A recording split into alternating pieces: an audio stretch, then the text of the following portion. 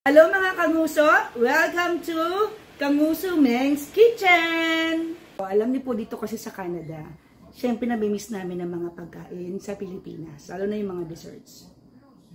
So pag nami-miss namin yan, kaysa bumili kami, gagawa na lang kami ng sarili namin. Okay, mas tipid.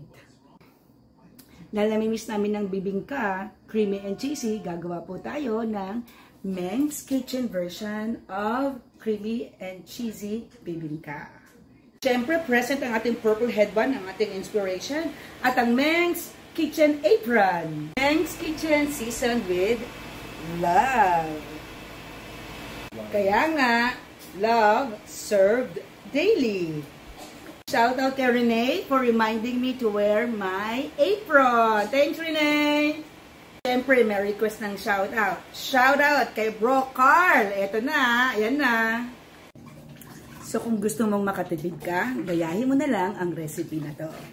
Enjoy!